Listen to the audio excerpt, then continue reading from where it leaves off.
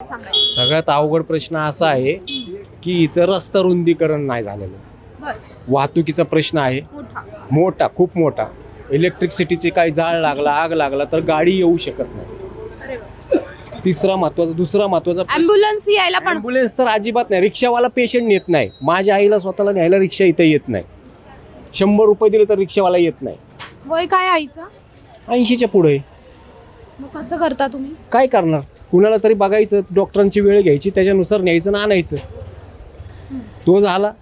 लहान मुलांमध्ये एज्युकेशनच्या बाबतीत काही नाही. त्यांची ॲक्टिव्हिटी कुणी बघत नाही. त्यांच्यात काय स्पोर्टमॅन आहे आमच्या इथून. आत्ता एक मुलीनी गोल्ड मेडल आणलं बॉक्सिंगमध्ये, पण तिच्या प्रोत्साहनापर कुठले मोठे कार्यक्रम घेतले गेलेले नाहीत. बड्डेंचे कार्यक्रम रात्री 12 नंतर रोज सर्रास फटाकड्या वाजल्या जातात, DJ लागले जातात सांस्कृतिक कार्यक्रमामध्ये, परंतु विकासाच्या माध्यमातून काही होत नाही. मुलांसाठी गार्डन किंवा काही वाचनालय अशी काही सुविधा आहे? नाही, काहीच नाही. वाचनालय नाही, गार्डन नाही, काही नाही. सार्वजनिक शौचालय जे आहेत ते पण 15-15 दिवस कुणी स्वच्छ करायला येत नाही.